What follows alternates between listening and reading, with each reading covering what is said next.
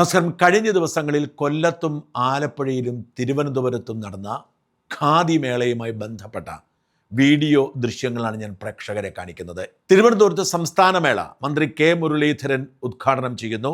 കൊല്ലത്തും ആലപ്പുഴയിലും ജില്ലാ സമ്മേളനങ്ങൾ യഥാക്രമം ബിന്ദു കൃഷ്ണയും രമേശ് ചെന്നിത്തലയും ഉദ്ഘാടനം ചെയ്യുന്നു. ഈ ദൃശ്യങ്ങളിലെല്ലാം തെളിഞ്ഞു നിൽക്കുന്ന നരച്ച തലയും നരച്ച മീശയുമുള്ള ഒരു മനുഷ്യനുണ്ട്, ഒരു വൃദ്ധനുണ്ട്. ഇയാളുടെ പേര് കെ എ രതീഷ് എന്നാണ്. ഇയാളെ മുഖ്യമന്ത്രി വി ഡി സതീശൻ എന്തായാലും അറിയാതിരിക്കില്ല.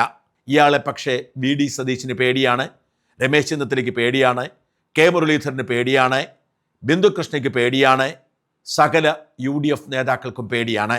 എന്തിനാണ് ഇയാളെ പേടിക്കുന്നത്?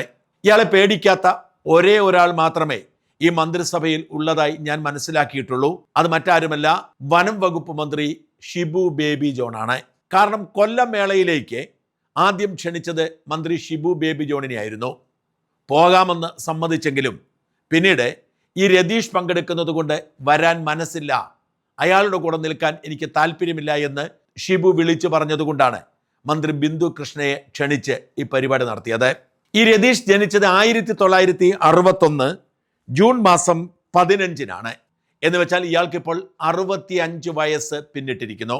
ഇയാൾ കഴിഞ്ഞ 24 വർഷമായി സംസ്ഥാന സർക്കാരിലെ ഉന്നതമായ പദവികൾ തുടർച്ചയായി അലങ്കരിക്കുകയും ലക്ഷങ്ങൾ ശമ്പളം വാങ്ങുകയും കോടികൾ കട്ടുമുടിക്കുകയും ചെയ്ത ഒരു ക്രിമിനലാണ്.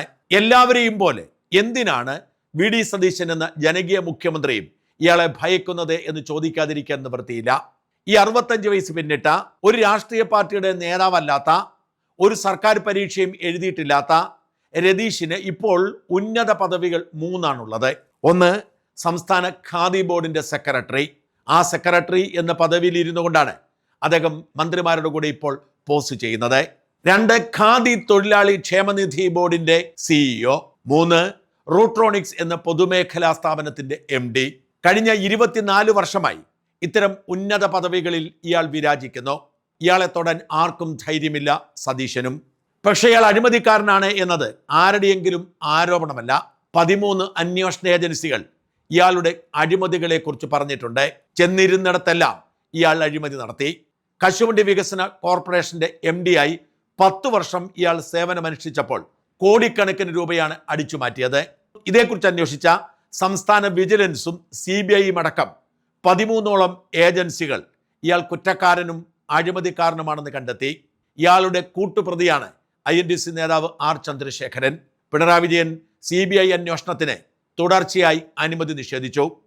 ഹൈക്കോടതി അതിശക്തമായി ഇടപെടൽ നടത്തി മനസ്സിലാ മനസ്സോടെ വി ഡി സതീശൻ സർക്കാർ പ്രോസിക്യൂഷൻ അനുമതി നൽകി.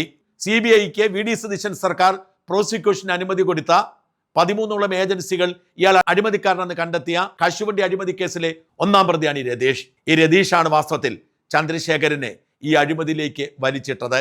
സംസ്ഥാന ധനകാര്യ വകുപ്പ്, വ്യവസായ വകുപ്പ്, കൺട്രോളർ ആൻഡ് ഓഡിറ്റർ ജനറൽ, നിയമസഭാ സമിതി, വിജിലൻസ്, ഹൈക്കോടതിയുടെ നിർദ്ദേശപ്രകാരം രൂപീകരിക്കപ്പെട്ട എക്സ്പെർട്ട് കമ്മിറ്റി, ഇവരൊക്കെ കശുവണ്ടി അഴിമതി നടന്നിട്ടുണ്ട്, ഈ അഴിമതിക്ക് നേതൃത്വം കൊടുത്തത് രതീഷാണ് എന്ന് വ്യക്തമായ റിപ്പോർട്ട് കൊടുക്കുകയും CBI 5 വർഷം അന്വേഷിച്ച് കോടികളുടെ അഴിമതി നടത്തിയെന്ന് കണ്ടെത്തി കുറ്റപത്രം കൊടുക്കുകയും ചെയ്ത കേസിലെ പ്രതി.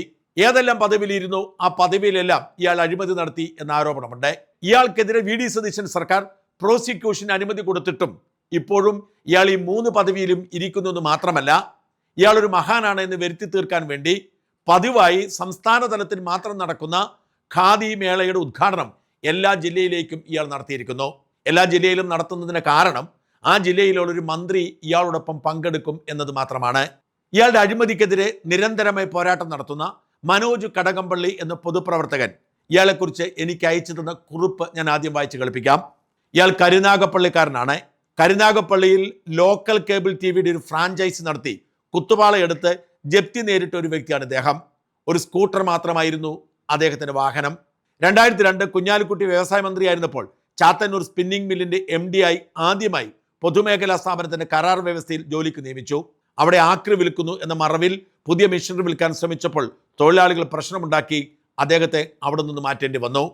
ഒരു കേബിൾ TV പരിപാടി നടത്തി പൊളിഞ്ഞുപോയ മനുഷ്യനെ അന്ന് വ്യവസായ മന്ത്രിയായിരുന്നു കുഞ്ഞാലിക്കുട്ടി കൊടുത്തത് ഒരു പൊതുമേഖലാ സ്ഥാപനത്തിന് MD പദവി. അവിടെ ആക്രിയുടെ പേരിൽ ഒറിജിനൽ മെഷീൻ മറിച്ചു വെക്കാൻ ശ്രമിച്ചതിൻ്റെ പേരിൽ ജീവനക്കാർ ബഹളം വെച്ചപ്പോൾ പണി തെറിച്ചു. പക്ഷെ അയാളെ പിരിച്ചുവിട്ടില്ല.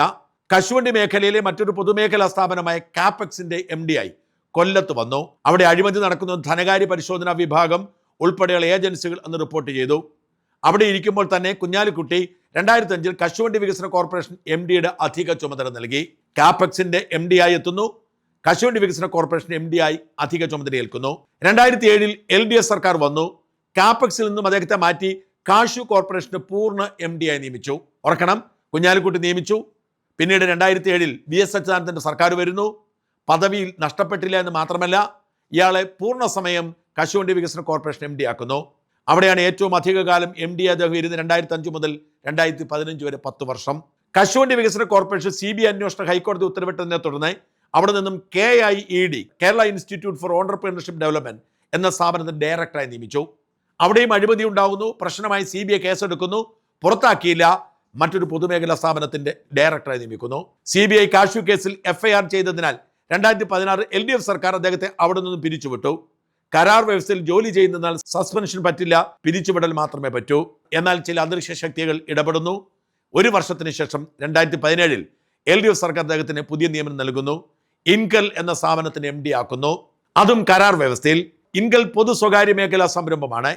എറണാകുളം മെഡിക്കൽ കോളേജിൽ നിർമ്മാണ പ്രവർത്തനങ്ങളുടെ കരാറിലെടുത്തത് ഈ ഇൻകലായിരുന്നു. അവിടെ നിർമ്മാണത്തിലിരുന്ന ഒരു കെട്ടിടം ഇടിഞ്ഞു വീഴുന്നതിനെ തുടർന്ന് പരാതി ഉയർന്നതിനാൽ അതിലെ സ്വകാര്യ ഡയറക്ടർമാർ ഇദ്ദേഹത്തെ മാറ്റണം എന്നാവശ്യപ്പെട്ടു. ആ വാർത്തയുടെ ലിങ്കാണ് ഞാൻ പ്രേക്ഷകരെ കാണിക്കുന്നത്. ഇൻകലിന്റെ നിർമ്മാണ പ്രവൃത്തി വലിയ കുഴപ്പങ്ങൾ പലതും റിപ്പോർട്ട് ചെയ്തിരുന്നു. അങ്ങനെ അവിടെ നിന്നും മാറ്റി ഖാദി ബോർഡിന്റെ സെക്രട്ടറി. അപ്പോൾ അവിടെയും അഴിമതിയായി ആരോപണമായി. അങ്ങനെ പിണറായി വിജയൻ അദ്ദേഹത്തെ ഖാദി ബോർഡിന്റെ സെക്രട്ടറി ആക്കി. തുടർന്ന് 2023 റൂട്രോണിക്സ് എന്ന സ്ഥാപനത്തിന്റെ മാനേജിംഗ് ഡയറക്ടർ അധിക ചുമതലയും LDF സർക്കാർ നൽകി. ഖാദി ബോർഡിന്റെ സെക്രട്ടറി ആവുന്നു. റൂട്രോണിക്സിന്റെ MD പദവിയും കൊടുക്കുന്നു. ഇപ്പോഴും ഈ രണ്ട് സ്ഥാപനങ്ങളുടെയും അധികാരിയാണ്. ഒപ്പമാണ് ക്ഷേമനിധി ബോർഡിന്റെ CEO എന്ന പദവിയിലും ഇരിക്കുന്നത്. ഈ രണ്ട് സ്ഥാപനങ്ങളുടെയും ചെയർമാൻ മുഖ്യമന്ത്രി VD സതീശനാണ്. അതായത് VD സതീശന്റെ കീഴിൽ നേരിട്ടാണ് രതീഷിന്റെ ഭരണം. ഖാദി ബോർഡിൽ കാവി തുണിത്തരങ്ങൾ എന്ന് പറഞ്ഞു വിൽക്കുന്നതിൽ കൂടുതലും മിൽക്ക് ഖാദി, അതായത് കള്ളഖാദിയാണ്. ഒരു വർഷം 100 മുതൽ 125 കോടി രൂപയുടെ അന്യസംസ്ഥാന തുണിത്തരങ്ങളും മറ്റ് സാധനങ്ങളുമാണ് ഖാദി ബോർഡ് പർച്ചേസ് നടത്തുന്നത്. അതിൽ ഭൂരിഭാഗവും ഓണക്കാലത്താണ് വാങ്ങുന്നത്. വമ്പൻ അഴിമതിയാണ് ഈ കച്ചവടങ്ങളിലൊക്കെ നടക്കുന്നത്. അതുകൂടാതെ ഷോപ്പുകൾ നവീകരിക്കുന്നു എന്നതിന് മറവിൽ കോടിക്കണക്കിന് രൂപയാണ് കൊള്ളയടിച്ചിരിക്കുന്നത്. CBI കേസിനെ തുടർന്ന് സംസ്ഥാന വിജിലൻസ് ഇയാൾക്കെതിരെ വരവിൽ കവിഞ്ഞ സ്വത്ത് സമ്പാദന കേസ് രജിസ്റ്റർ ചെയ്തിരുന്നു. പിന്നീട് ആ കേസ് പിണറായി സർക്കാർ തന്നെ എഴുതി തള്ളി.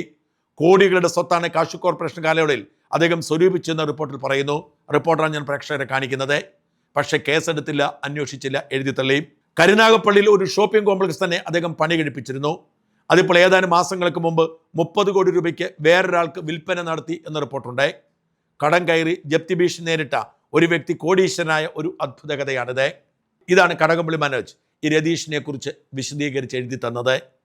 മുഖ്യമന്ത്രി VD സതീശനോടാണ് ചോദ്യം. അങ്ങ് ചെയർമാനായിരിക്കുന്ന ഖാദി ബോർഡിലും റൂട്രോണിക്സിലും ഈ കള്ളനെ പിടിച്ച് ഇപ്പോഴും ഇരുത്തിയിരിക്കുന്നത് എന്തുകൊണ്ടാണ്? 2002 മുതൽ 24 വർഷമായി ഇയാൾ പൊതുമേഖലാ സ്ഥാപനങ്ങളുടെ തലപ്പത്തിരുന്ന് ലക്ഷങ്ങൾ ശമ്പളം വാങ്ങുകയും കോടികൾ അഴിമതി നടത്തുകയും ചെയ്തിട്ടും CBI അടക്കമുള്ള അന്വേഷണ ഏജൻസികൾ കേസിൽ പ്രതിയാക്കിയിട്ടും ഇയാളെ പിരിച്ചുവിടാൻ എന്തുകൊണ്ടാണ് VD സതീശന് കൈവിറയ്ക്കുന്നത്? ചുമ്മാതല്ല G സുധാകരൻ പറഞ്ഞത് CPM-ഉം കോൺഗ്രസും തമ്മിലുള്ള കള്ളക്കളിയൊക്കെ അവസാനിപ്പിക്കണമെന്ന്.